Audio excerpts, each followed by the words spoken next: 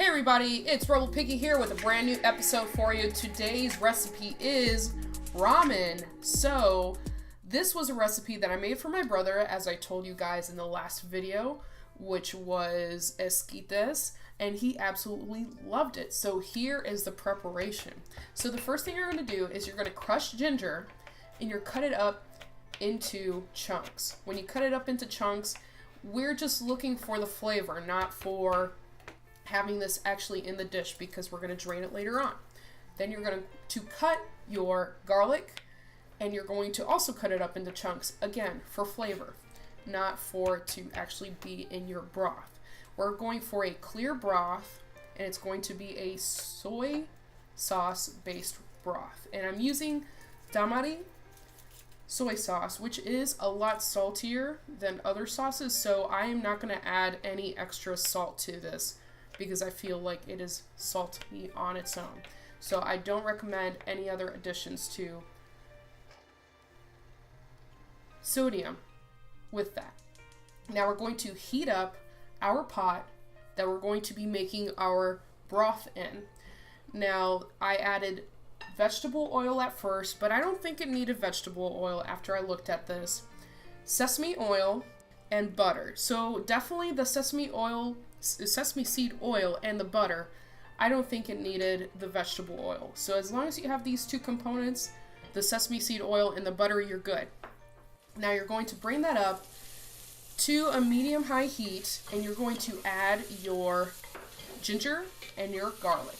You're going to saute this for approximately, I would say, 5 to 7 minutes, and we're actually going to get these medium brown, not medium brown, like golden brown.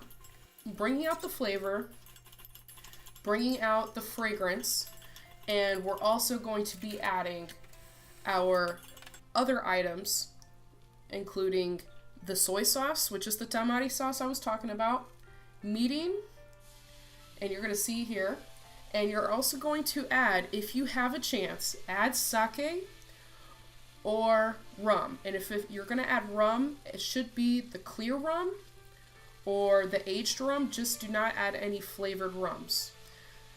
I deeply recommend these two, sake or the rum. I just did not have any at the time, and so I only added the soy sauce in the meeting.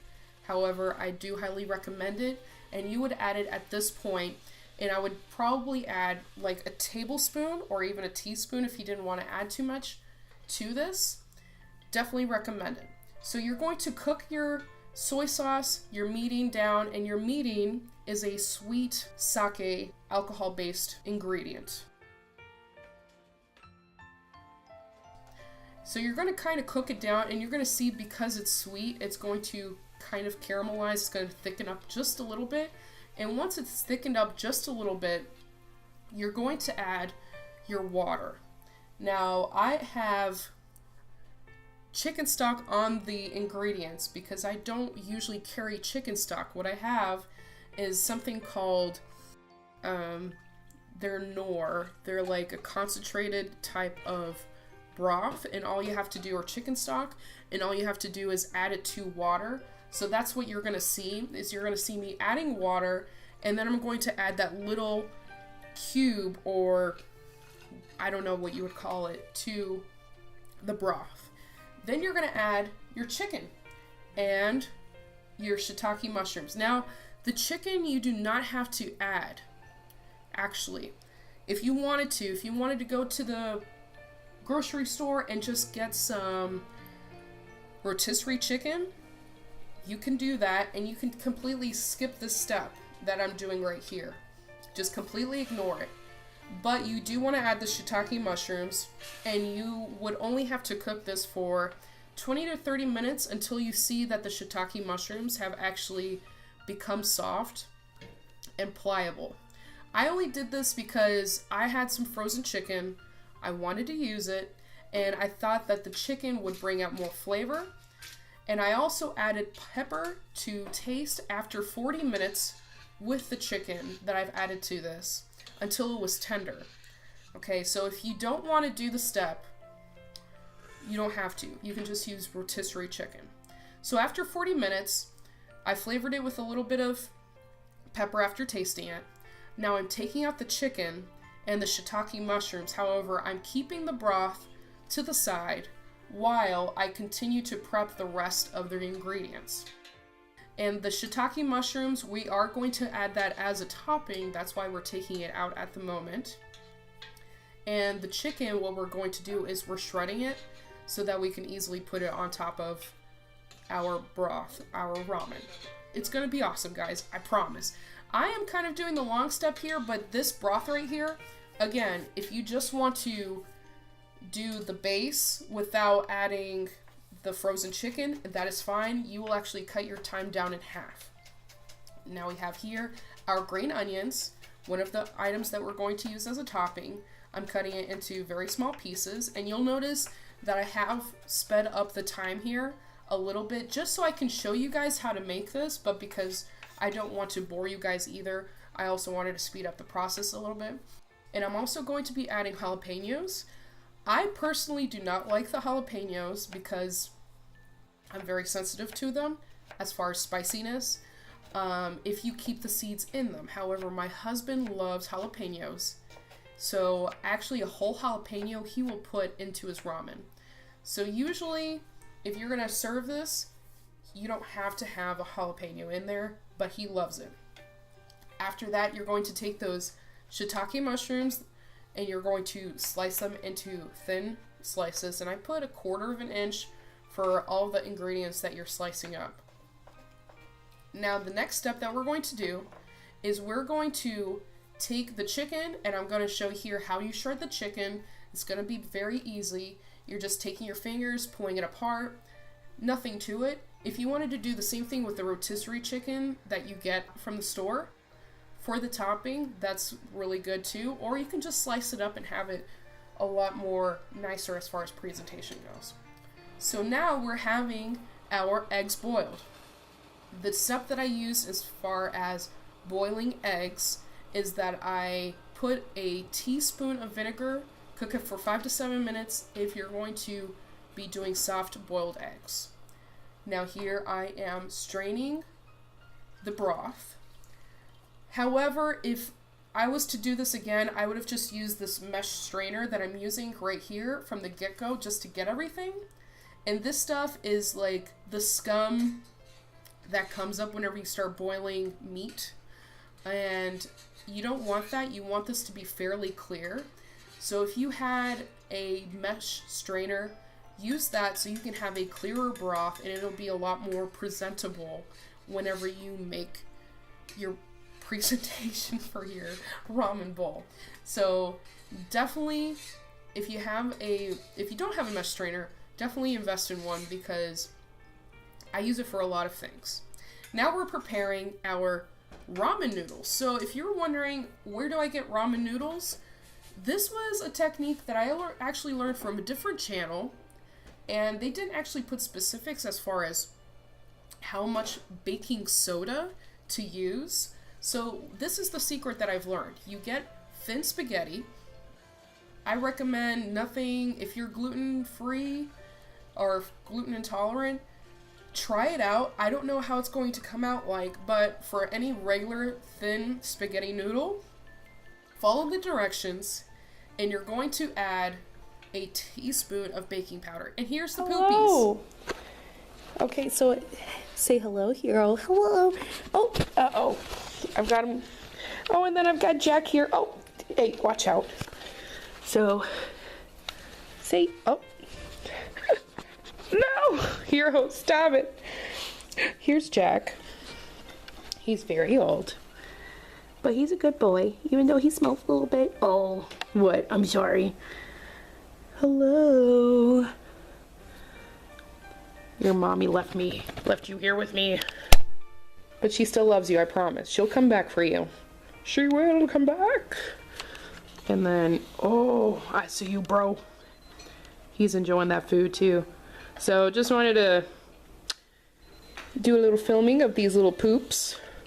I like to call them poopies for some reason, because they're poopy masters. Hey, where are you going? And yeah, anyways, Back to the show. So here we go. We have our pasta that we are now putting in our boiling water. And the thing with the baking powder is that it changes the texture and the flavor of the pasta to make it more of like a ramen noodle. If you guys can do this with fresh spaghetti instead of out of the box spaghetti, definitely try it. I heard it's better, but this is the technique I've been using, and it has definitely changed my spaghetti, not my spaghetti game, my ramen game completely. So I promise you this will make a huge difference, but follow the instructions on the box that you have and definitely do that.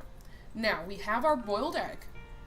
We ran it under cold water for 10 minutes to make sure that when we take it out, it will be easy for us to handle because it will be cool. And also, it will stop the cooking process after you've taken it out of the boiling water. And I'm peeling it here, and what you will notice is you will have an easier time peeling the egg because of the vinegar that you've added. And also, it will be squishy. If it is squishy, for a soft boiled egg, that's what you're looking for. Now our pasta is done. It's been 5 to 7 minutes later. We're taking it out. I did not drain it because I ended up making more ramen later on. So I ended up keeping this pot of water there so I can boil some more. But you're basically done. All you have to do is now you have to just put your bowl together. So you've got your bowl. You made sure it's clean. Of course, if you want to, run it under hot water so that it won't cool your ramen.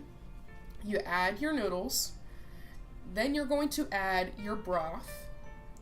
And you add as many noodles, as much broth as you like. Personal preference. That's the good thing about doing it at home. And this really doesn't take as much time as you might think. It just looks like a lot because I'm adding a lot of extra steps just to give you guys a picture of how to make it. Essentially, it is very easy to make. So you put your broth on top, and now all of the toppings that we've been prepping in the meanwhile, we are putting it on here. So we've got our shredded chicken. We are going to put our jalapenos, our jalapenos, and our shiitake mushrooms. We are also going to put green onions, and I also decided to put some slices of deli ham, just because it kind of reminded me of Ponyo. If you guys have never watched the anime Ponyo, the movie, I definitely recommend it. And now we're going to add our soft-boiled eggs. And the way that I did the soft-boiled eggs is I just took a knife and I ran it through slowly. And that's all. You just kind of want to be careful with this. Take your time. If you have some string or some clear like fish line, you can also use that too. That's what a lot of people use to make a clean cut without getting the knife dirty. So there you have it, your ramen. Very easy to make. Remember, you don't have to get rotisserie ramen or rotisserie ramen. You don't have to get rotisserie chicken. You can actually add whatever you want to this. If you wanted to substitute vegetable broth, and you can just add all vegetable items to this to make it vegetarian. If you want to try this method of making thin spaghetti taste more like ramen noodles, please let me know how it comes out. I guarantee it's going to come out great, but I just want to see what you guys think. Because definitely after learning that tip from the other YouTube channel, I was like, I gotta try it. Definitely made a huge difference.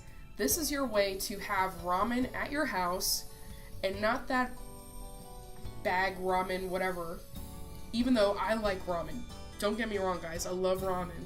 I've just kind of stepped up from the 10-cent ramen to the $1 ramen, you know what I'm saying? Really living it up. So try it out, guys. I even added a little bit of like a knob of butter to this. It was excellent. My brother loves it. My husband loves it. I love it. If I gave it to my dog, he probably would, but I don't recommend it. So there you go, guys. Ramen noodles. I hope you enjoyed this video. Comment, like, and subscribe. Check out my husband's channel, Mr. Retro Man, if you haven't already checked it out. And as always, keep cooking, keep gaming, and keep being yourselves. Bye-bye!